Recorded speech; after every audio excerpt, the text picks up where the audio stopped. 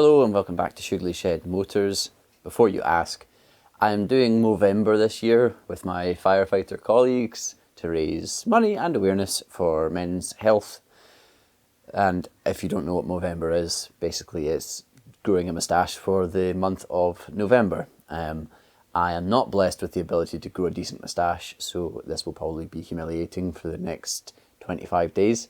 But it's for a good cause. So I'll stick a little link in the description of this video.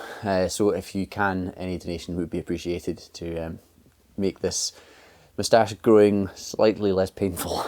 Anyway, today I'm going to get the carburetor for the CB250RS rebuilt. I've got two carburetors. I thought I had three. One of them is actually for an XL250. So I've got two carburetors to basically pick parts from.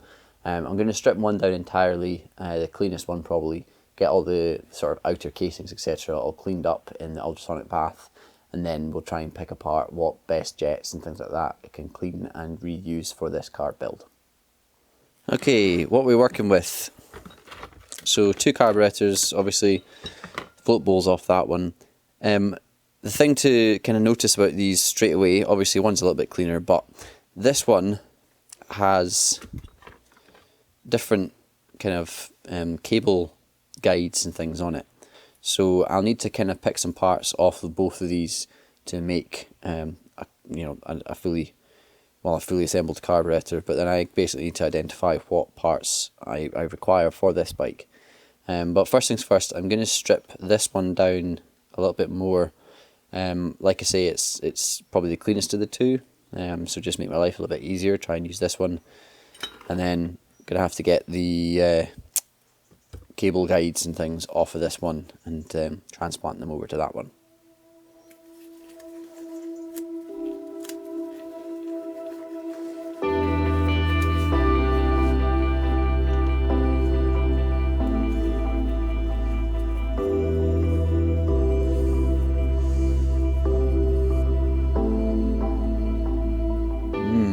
Crusty.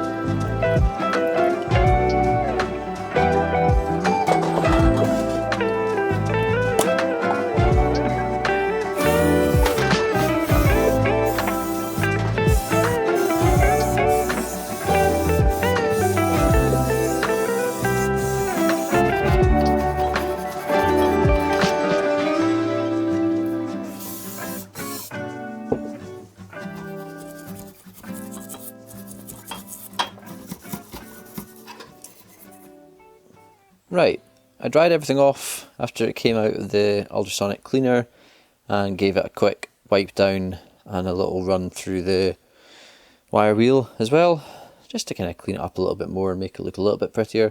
I'm not going to spend too much time polishing this carb. It looks pretty good to me. I also have painted some of the exposed steel bits. There's a few more parts of the throttle cable holders, etc. that are still drying, but in the meantime I can get most of the rest of the carburetor rebuilt. So we'll start from the top. This is the main kind of needle slide assembly, which just goes down inside there like that. Make sure that the needle goes into the jet, which it does. And I'm just going to throw a bolt and a nut through here just to retain that just now. The throttle cable holder linkage thing, the shaft that goes through there is attached to that, so it is just drying the paint just now, so that'll keep that together. I'll turn it upside down. So next thing I've got is the main jet and the needle jet. They're screwed into each other. Screw that down. Just nip that up. Next thing is the float assembly and the needle jet, or needle valve, sorry I should say, which will just hook onto the wee tab, sit down into the carburetor like that, and we've got our pin to hold it all in position. Now that this is in position, I can set the float height. So setting the float height in a carburetor is pretty much the same procedure in most carburetors. You usually measure it from the mating face here to the top of the float. The specs will be in the Haynes manual, so I'll grab my calipers, and then you just bend a little tab in there to set your float height.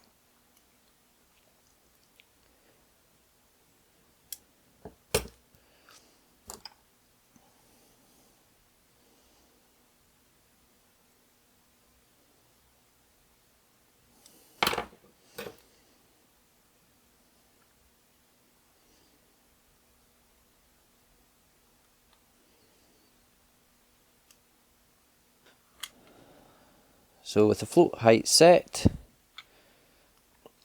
we can get the float bowl back on. Before I do that, I'm going to put the accelerator pump assembly back in. So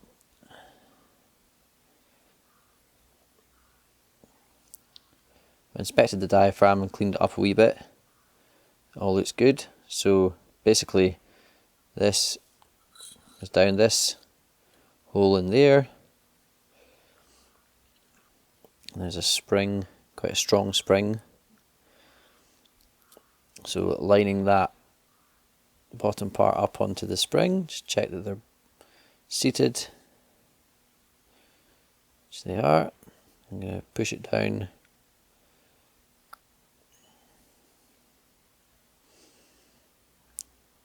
Hold it in position with my thumb while I get the screws in.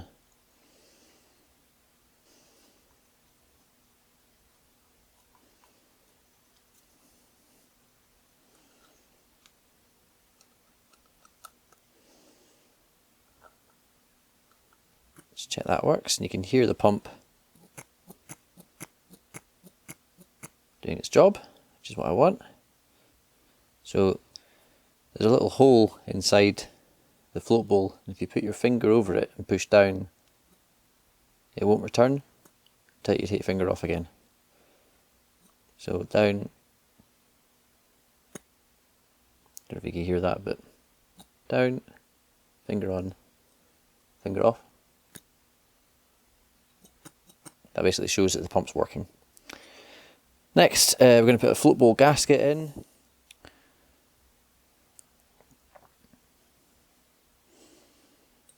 It's a little rubber boot to go into the carb body.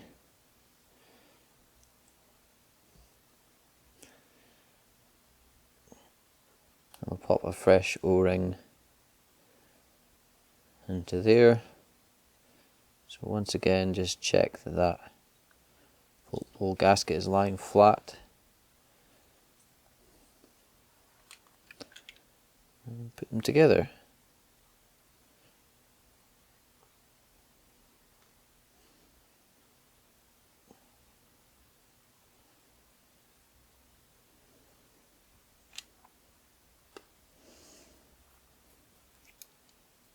Nice little stainless steel bolts into the bottom of this.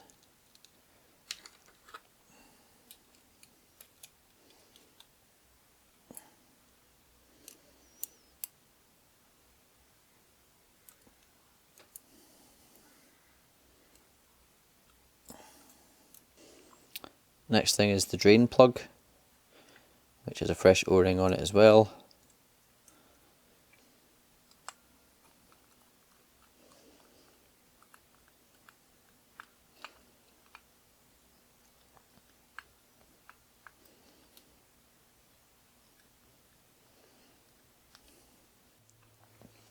Now I'm going to put the adjuster screw, the mix screw, in. Now this happens to be one of the biggest sort of faults people, basically, well, mistakes I suppose people make when they're rebuilding a carburetor, is there is a tiny little O-ring, rubber O-ring, that goes down inside of this chamber in here. And a lot of the time when people strip a carburetor, they don't take that O-ring out because they don't know it's there, or it's quite hard to see, and usually they're kind of stuck up in there. So if you can get a wee pokey tool, fish around with a torch, you'll see the O-ring, get it out, put a new one on, and then you should this mix screw should work properly. A lot of the time people's mix screws don't work properly, and it's usually because they've rebuilt the carburetor and not taking that O-ring out. With these mix screws, there's usually a base setting, and it should tell you in your manual. It's usually something like 1 1/4 turns out. So you don't want to tighten these ones too much. You just like till it stops, and then I'm going to go for 1 1/4 turns back the way to start off with, and you can adjust these when the bike's idling. Next is an O-ring onto the side here with a little blanking plate.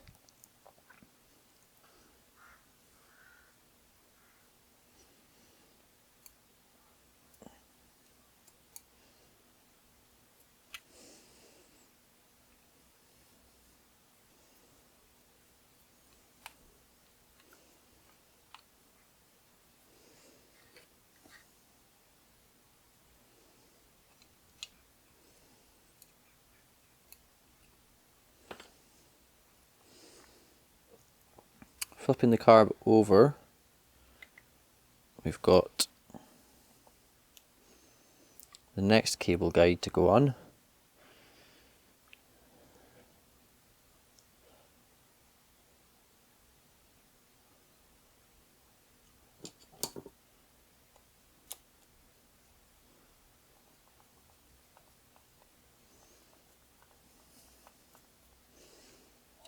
like that.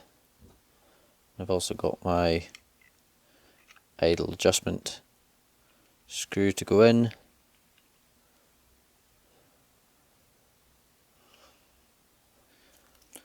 Now I've got the cable guide with the shaft attached to it to go in next, which as you can see has been painted. Let's get my masking tape off.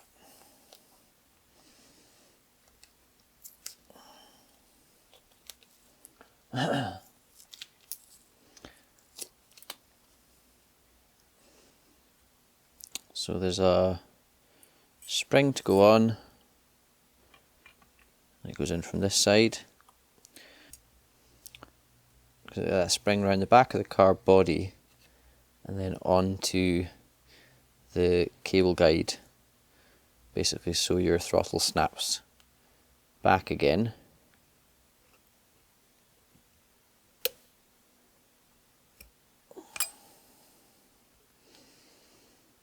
There we go. Slide that home. Now we've got the bolt that holds it to the sort of lifting mechanism. The way to line them up is to sort of turn the throttle back a few mil.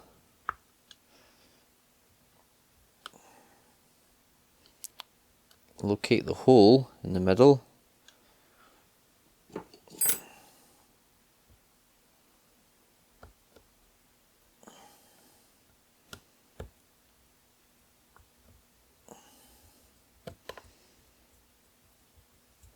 Screw it down.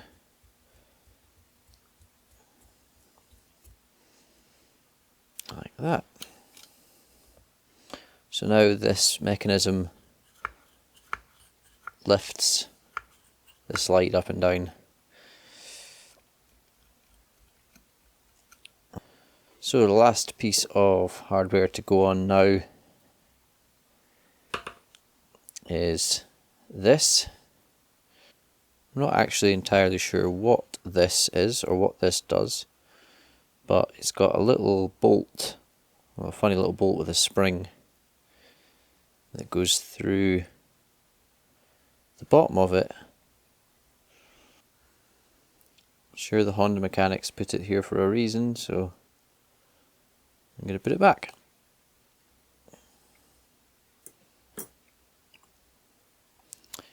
Like that.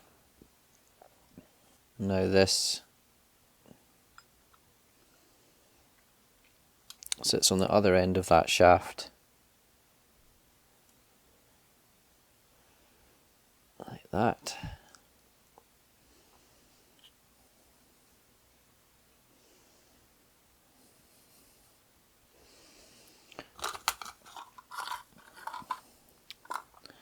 And we've got a spring washer and the nut to go on.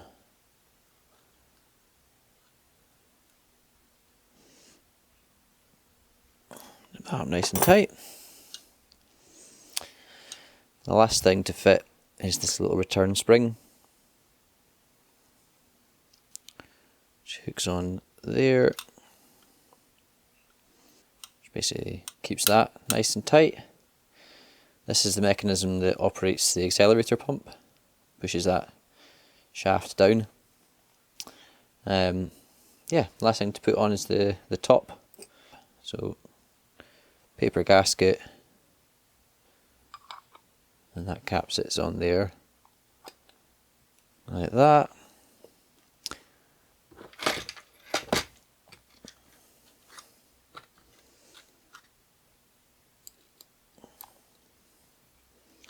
With a couple of shiny stainless bolts to finish it off.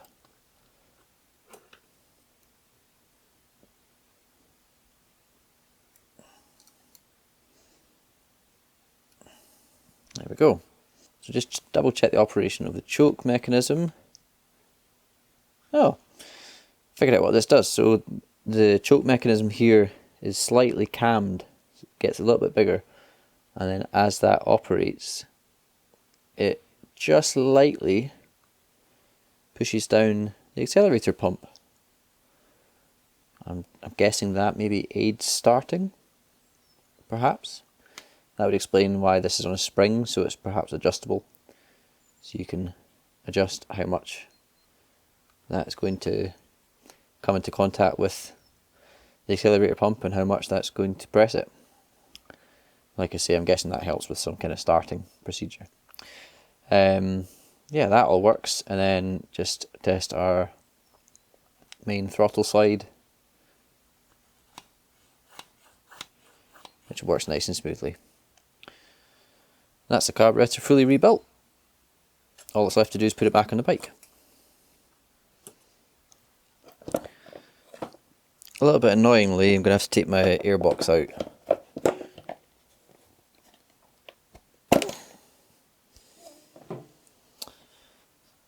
I think it's carb in first and then airbox, but hey, it's not the end of the world. Right. In goes our carburetor.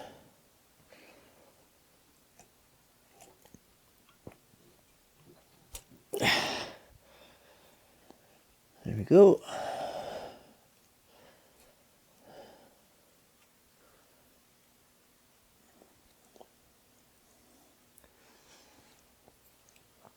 Right.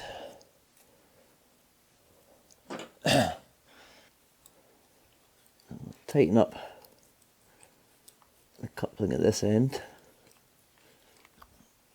And now I'm going to put the throttle cable in.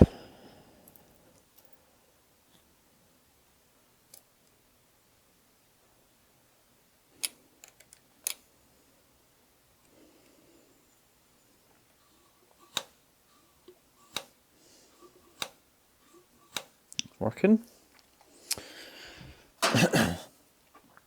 Other cable to connect is my choke cable.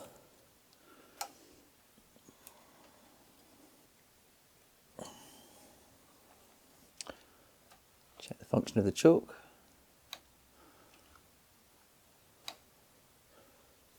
Works well. Okay, all my cables are attached, so let's put the airbox back on.